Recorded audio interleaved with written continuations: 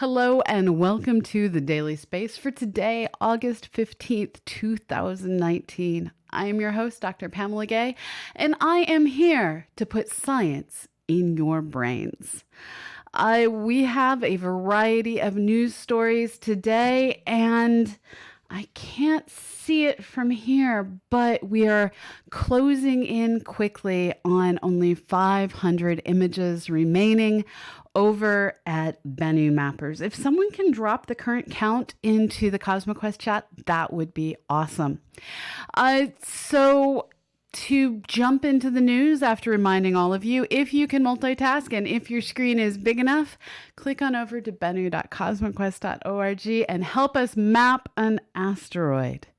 And I'll try and teach you a little bit of science while you do science. In today's first stories, we jump over to what is one of the hottest new fields in science, and this is astrobiology. Core to this field is research into all the ways that life can protect itself from harsh realities while, making itself known to distant observers like us. That sounds complex, and it is complex, but in a new paper in the monthly notices of the Royal Astronomical Society titled Biofluorescent Worlds 2, Biological Fluorescence Induced by Stellar UV Flares, a new temporal biosignature. Well, the paper is way more interesting than that title conveys, and what they go into is how life out there that is similar to life here on Earth may make itself visible shortly after young and dwarf stars undergo massive stellar outbursts. One of the most common types of stars in our galaxy is the red dwarf, or M-type star, depending on which nomenclature you use. These tiny stars are extremely long-lived, but that doesn't mean that their systems can always prosper. This has become because young red dwarf stars give off high energy flares of bright light that is also high energy light, ultraviolet, and higher energy than that. And that kind of light can disrupt many of the kinds of life that we're familiar with here on Earth. But some life, however, has found a way to transform these harmful rays into gentle glows. Specifically, ocean corals have learned how to absorb the sun's harmful ultraviolet light and transform it through biofluorescence into a gentle blue light.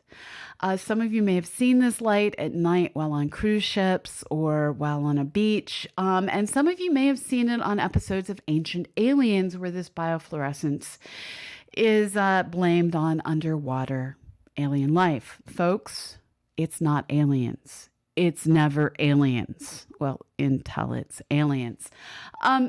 Coral is giving off this light, and we may be able to someday use light given off by similar life forms on other worlds to, find that life on other worlds.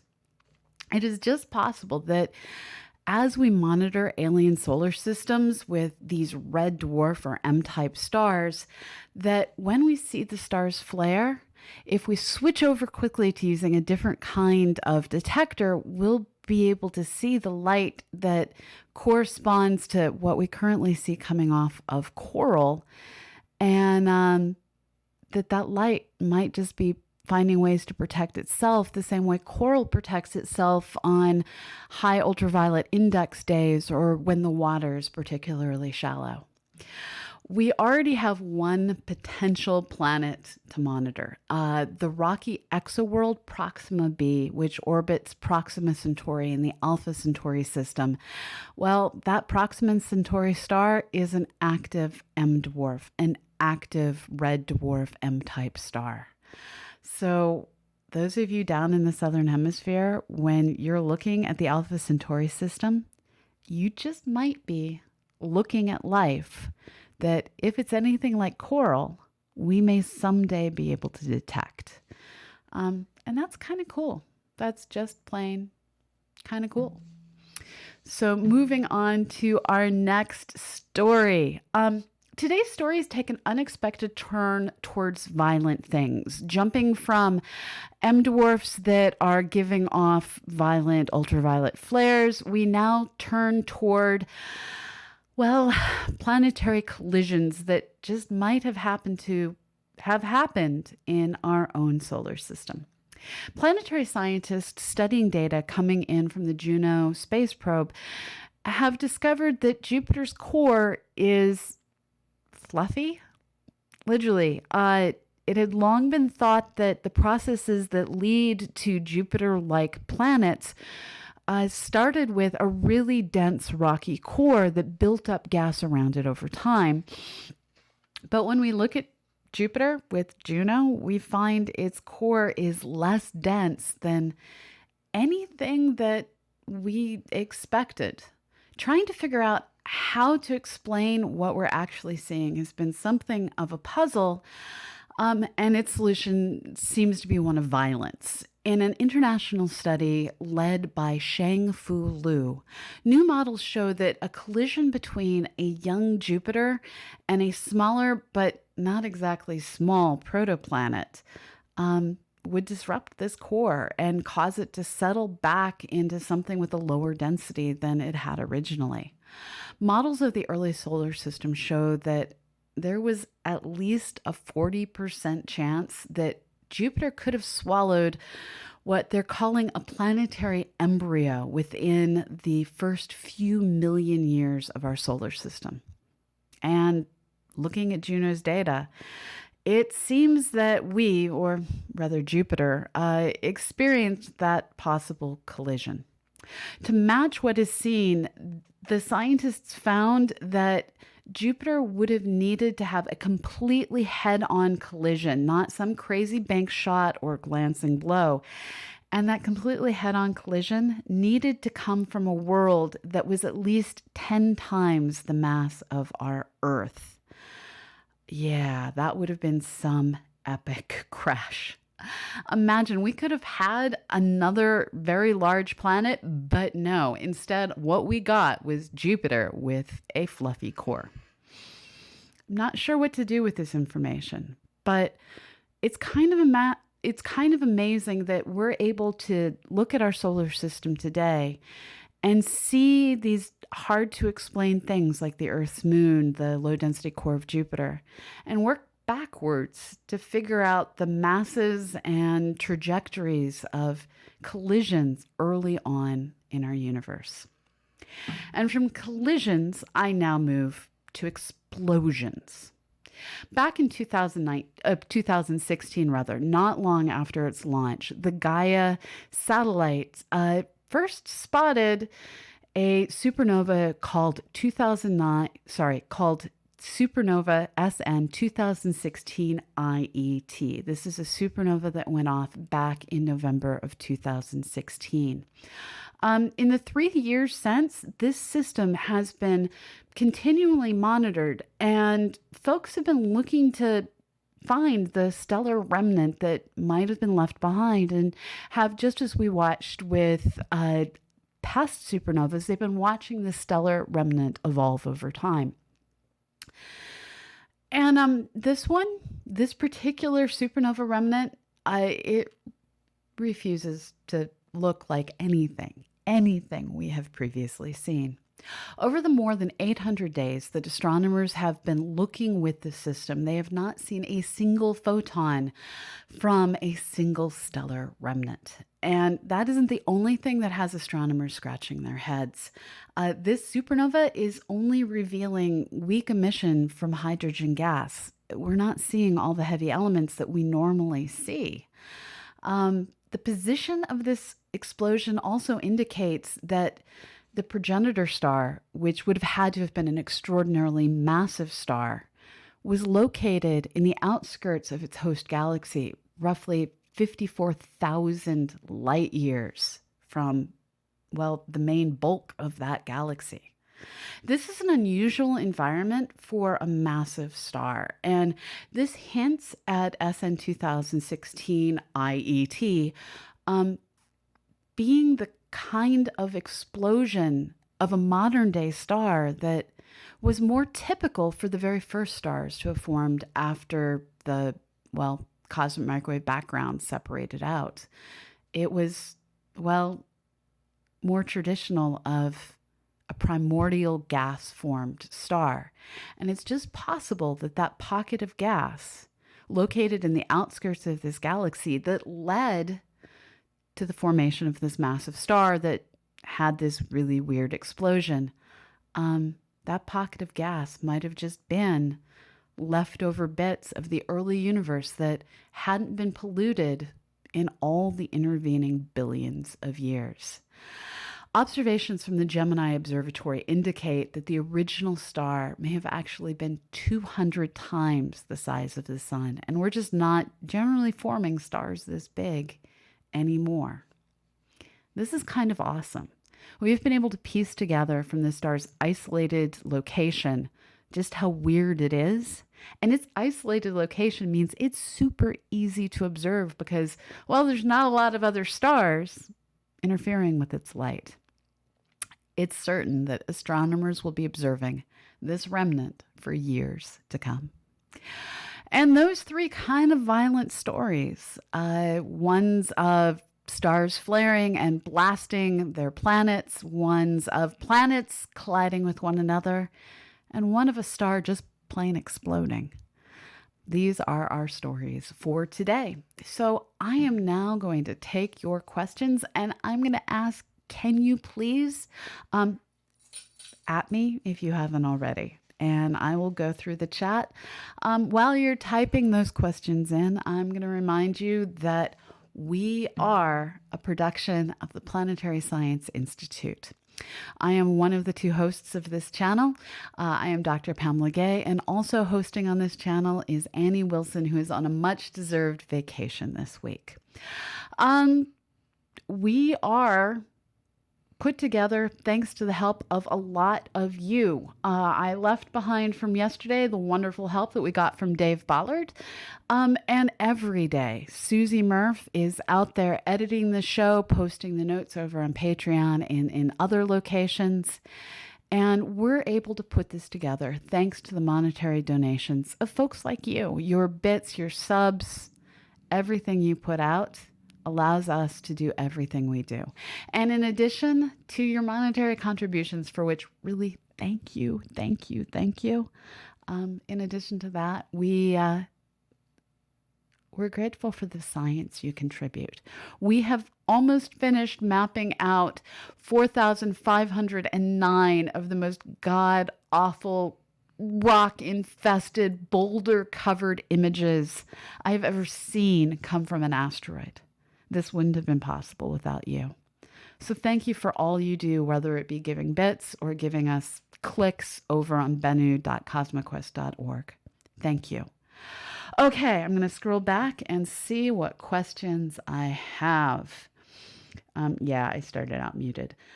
So just to repeat it, we're going to be doing a new intro. I just haven't got there yet. I see bits coming in. I'm going to switch over to showing you the dog that is like totally asleep right now. Just a second. I'm going to remove that. So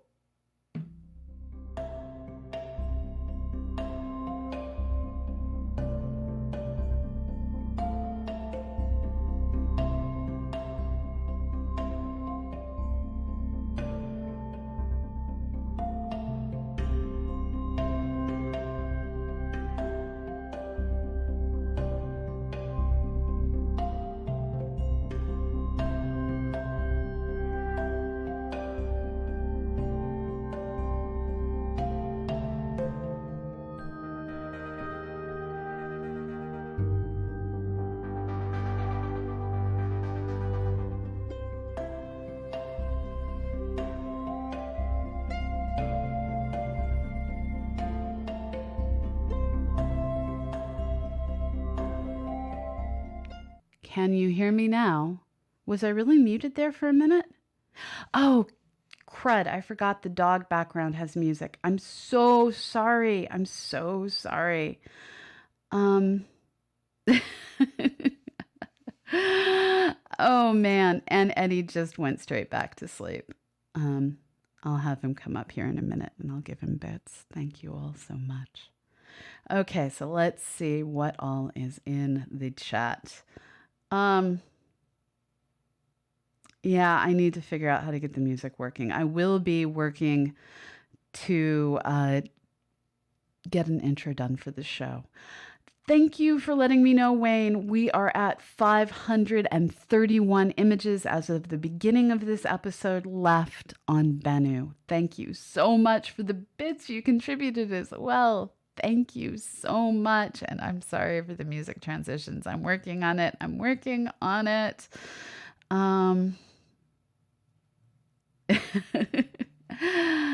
don't know where Nightbot is. I'm sorry. Nightbot is working now. Okay.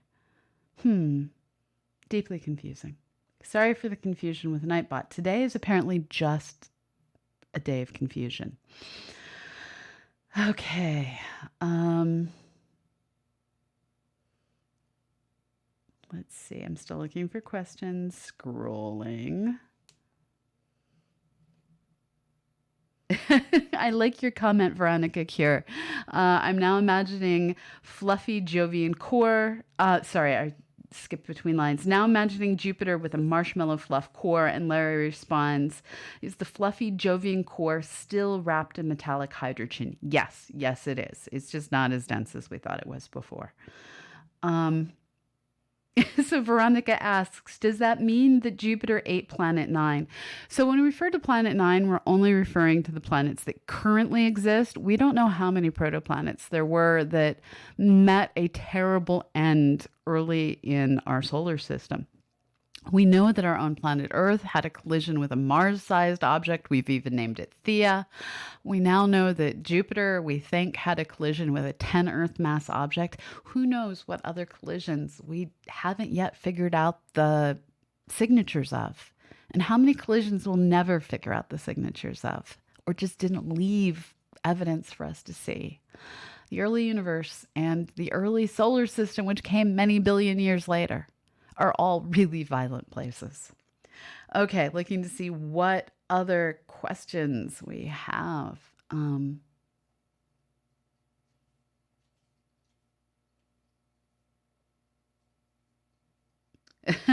love the idea of renaming one of the Kuiper Belt objects Nibiru. That is deeply amusing. Okay. Let me see if I can get the chat up in the background. The chat seems to not be working today. Need to figure out what's up with that. Okay. The universe is scary, Kerbal. I agree.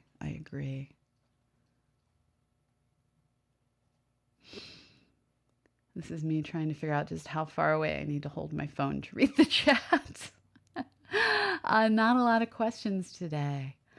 Thank you for the tier 1 sub, Bad Panda. Thank you. And it's 1 year.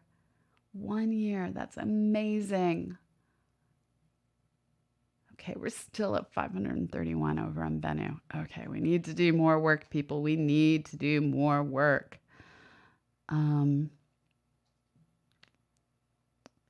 So Planetary Pan is pointing out Uranus and Venus probably had big objects collide as well, since Uranus is on its side and Venus rotates backwards or is flipped 180 degrees. We don't know which.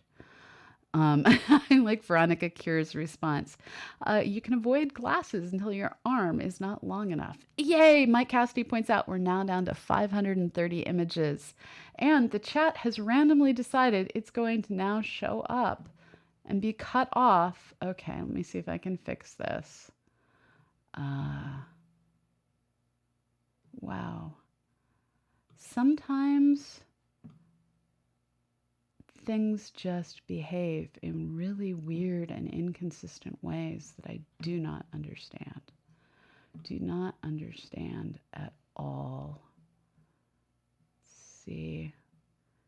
I'm trying to remember where all the things are on my screen because I can't read the labels on my screen. There we go. Okay, so I'm partially blocking the chat. Let me make that a little bit smaller. You can't see what I've done yet. I will show it to you in just a moment. There we go. The chat has finally decided to do its thing. All right.